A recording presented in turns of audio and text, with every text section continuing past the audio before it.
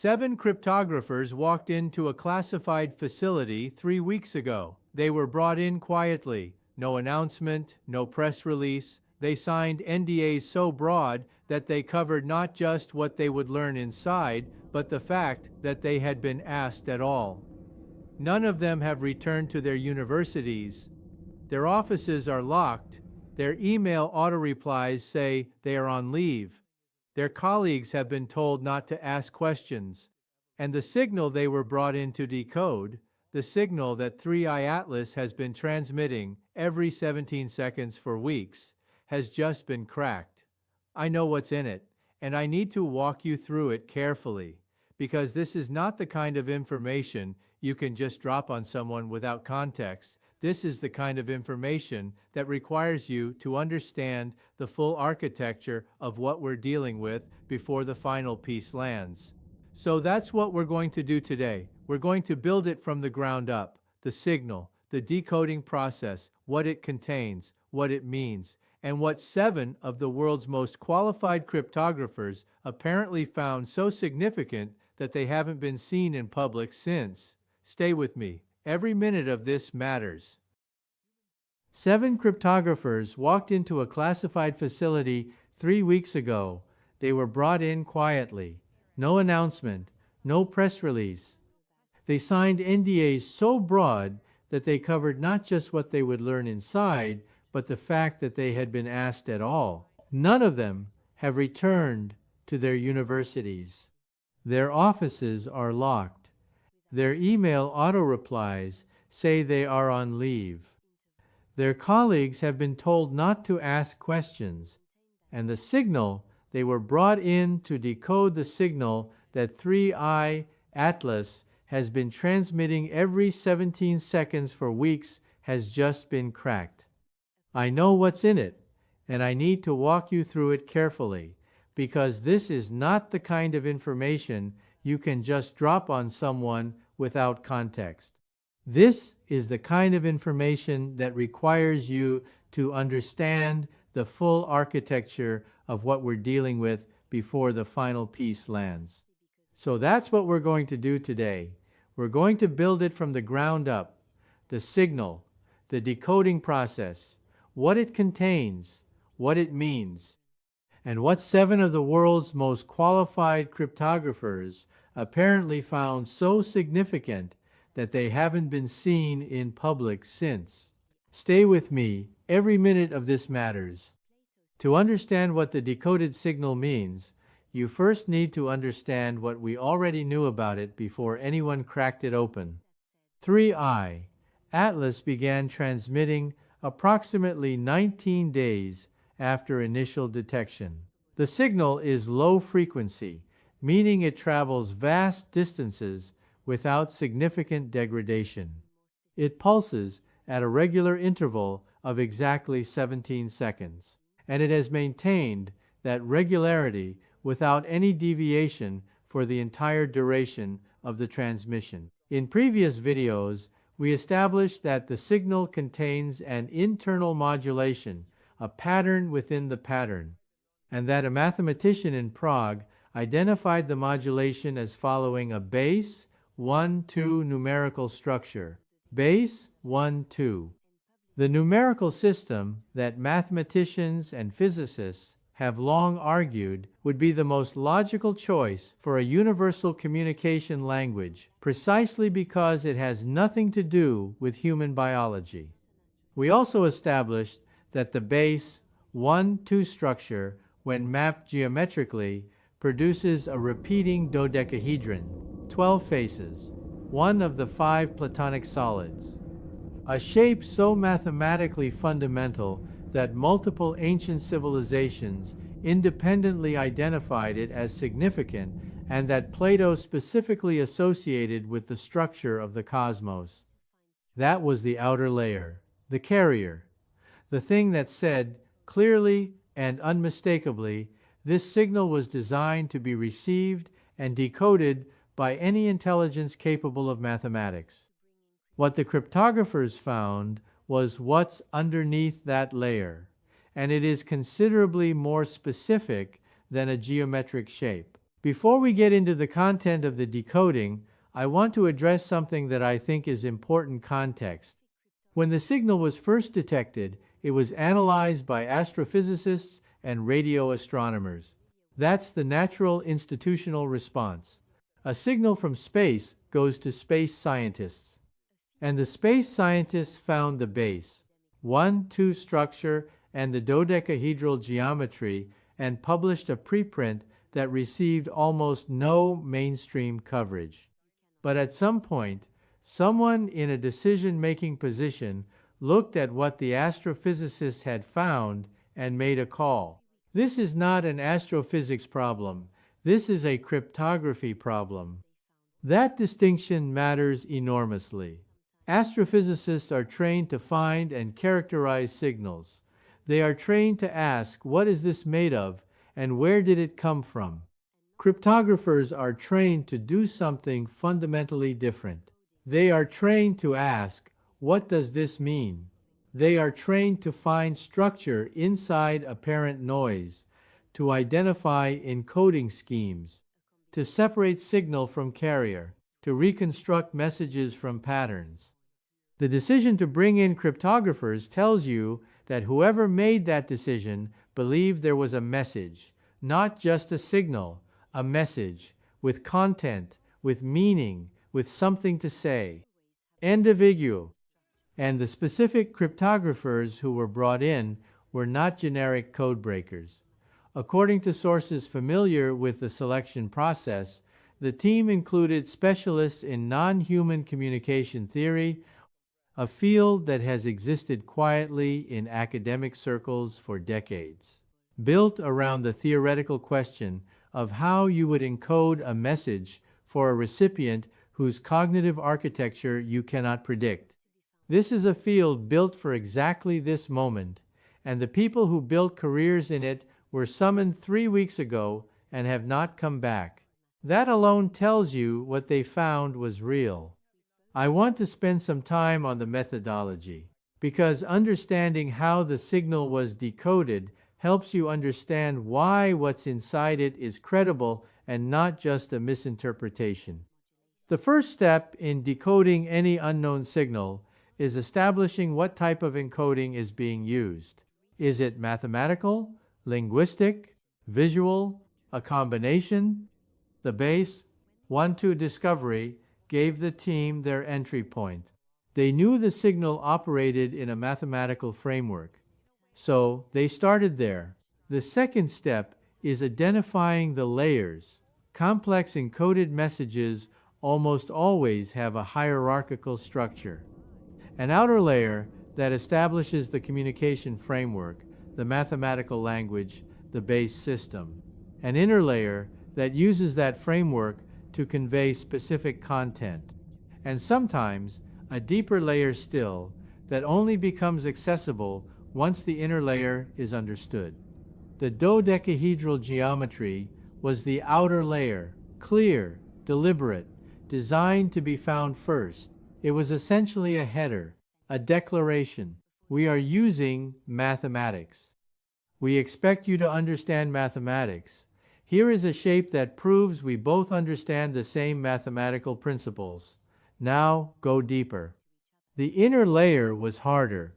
It required the cryptographers to map the amplitude variations within the base, 1-2 modulation across thousands of pulse cycles. Not just identifying that a pattern existed, but reconstructing the full sequence of variations and treating them as a data stream. When they did that, what emerged was not random. It was structured in a way that the team described in an internal document that has been partially leaked as having the characteristics of a coordinate system, not random numbers, not abstract mathematics. A coordinate system. Something was pointing at something.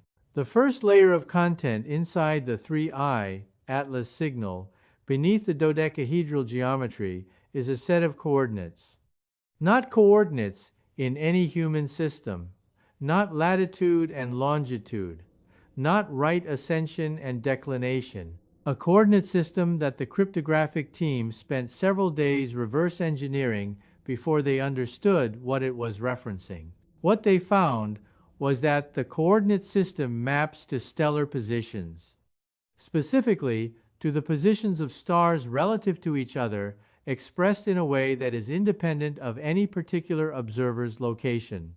A truly universal coordinate system anchored not to a planet or a solar system, but to the geometry of the galaxy itself. The signal contains coordinates for 7 locations, 7 specific points in space, each defined by its relationship to multiple reference stars in a way that any sufficiently advanced civilization anywhere in the galaxy could resolve to a precise location. One of those 7 coordinates resolves to our solar system. Specifically, it resolves to the 3rd planet from our Sunday, Earth. The signal contains Earth's coordinates, expressed in a universal system, along with 6 other locations. The immediate implication is obvious and staggering. Whoever sent this signal knew where we are. They encoded our location in the message, which means this is not a general broadcast. This is not a signal sent outward in all directions, hoping someone might receive it. This is a targeted communication, addressed in part to us. But the 6 other coordinates are what really changes everything, because those 6 other locations are not random points in space. When the cryptographic team resolved the 6 remaining coordinates, they cross-referenced them against every available stellar catalog. They were looking for something at each location: a star, a planet, a known object, anything that might explain why those 6 points had been encoded alongside Earth. What they found was this: all 6 coordinates point to star systems that have previously been identified by SETI researchers and exoplanet scientists as having characteristics considered favorable for the development of complex life. Not randomly selected stars, not arbitrary points, stars that humanity's own scientific community has flagged through its own independent research as the most likely candidates for harboring intelligent life. Let me say that again more slowly. The signal from 3I Atlas contains a list of locations. One of those locations is Earth. The other 6 are star systems that we, through our own science, have identified as the most promising candidates for other civilizations. There are 2 ways to interpret this. The first interpretation is that whoever sent this signal has visited or observed all 7 locations, that they have been to our solar system and to 6 others, and that they are communicating the existence of a network, a map of known inhabited or potentially inhabited systems, encoded in a message designed to be decoded by anyone on that list with sufficient technological capability. The second interpretation is darker, that these coordinates are not a map of the living, that they are something else, a registry, a catalog, and that the fact that Earth appears on it means something about our status in a context we don't yet fully understand. The cryptographic team apparently spent significant time debating which interpretation was correct. The leaked internal document does not resolve that debate. What it does say is that both interpretations were considered serious. Neither was dismissed. And that uncertainty, I think, is part of why those 7 cryptographers have not gone home. The coordinate system was layer 1, but the signal has a second layer of content that took the team longer to isolate, and in some ways it is more unsettling than the coordinates. Embedded within the coordinate data is a temporal component, a time reference, encoded using a system built around astronomical constants, the speed of light, the half-life of specific elements, the orbital periods of bodies in our solar system constants that any civilization with basic physics would know and that do not change across time or location. The temporal component appears to mark specific moments, not a single date, a sequence of moments. The team identified 3 temporal markers in the signal. The first resolves to December 1972, the month and year of the Apollo 17 mission and the first activation of CSEP. The second resolves to a date approximately 14 months from now, and the third resolves to a date significantly further in the future, far enough that the team reportedly described it as beyond the current generation. December 1972, a date 14 months from now, and something further out. The 1972 marker is confirmation. It tells us that the entity that sent this signal was present in our solar system in December 1972. It was there when Cernan heard the pattern in his earpiece. It was there when the monitoring station in Australia picked up the 1/7-second pulse. It knows that we detected it, and it is including that moment in its message deliberately to establish continuity. To say, we were here then, we are here now, you detected us both times. We know that you know. The marker 14 months from now is the one that the cryptographic team apparently found most significant and most alarming. Because a time marker in a communication is not casual. When you encode a specific future date into a message, you are making a statement about that date. You are saying something happens then. Something is planned for then. Something that the recipient of this message needs to know is coming. The internal document does not specify what interpretation the team placed on that marker, but it does note that following the identification of the second temporal marker, the frequency of the review board meetings increased from every other day to daily. Something is scheduled, and we have approximately 14 months. The third layer of the signal is the one that is hardest to describe, not because it is technically complex, but because what it appears to contain is something that our existing frameworks struggle to categorize. After the coordinate system and the temporal markers, the cryptographic team found a third data structure embedded in the deepest modulation of the signal. A structure that required the base, 1-2 framework, the dodecahedral geometry, and the coordinate system to all be understood before it could be accessed, like a lock that requires 3 keys simultaneously. What they found inside that structure is best described as a record, not a record in the sense of an audio or video recording, a record in the sense of a document, a structured data set that appears to describe, in some form, a series of observations. Observations of Earth, specifically of changes on Earth over time, technological changes, the appearance of radio signals, the development of artificial satellites, the first nuclear detonations. Events that, viewed from outside the solar system, would mark the stages of a civilization's development. The record appears to span a significant period of time. The team's estimate, based on the temporal encoding, is that the observations it documents begin somewhere between 200 and 300 years ago, around the beginning of the Industrial Revolution. Someone has been watching us for at least 200 years, documenting our development, tracking our technological progress, and they have encoded that record into a signal that they knew we would eventually be able to decode. They sent us our own file. Think about what that means. They didn't just know we were here. They have been paying attention. They have watched us go from steam engines to nuclear weapons to space telescopes. They have a record of our entire technological adolescence. And now, at this specific moment in our development, they have arrived and they have transmitted that record back to us. The question of why now has an answer implied in that record. We crossed a threshold.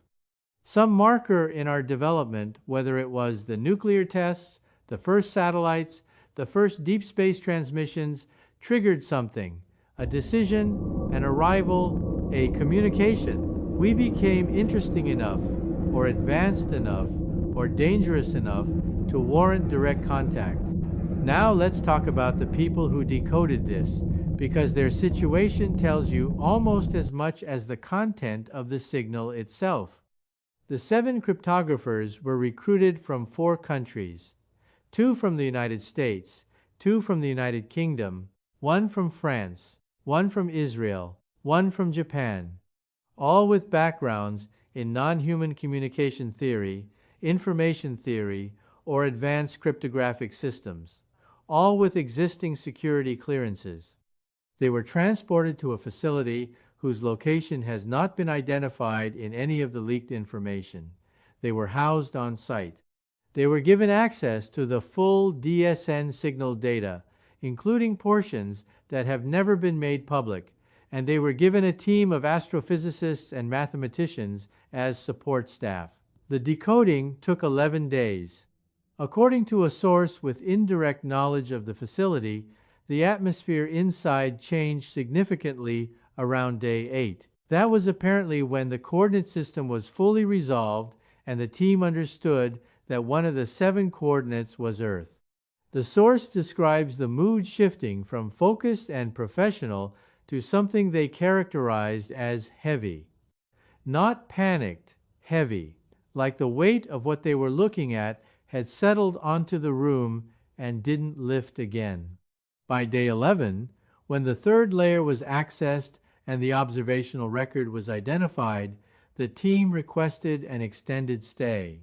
They were not ready to leave. They had questions that required more time with the data. The request was granted. 3 weeks later, they are still there.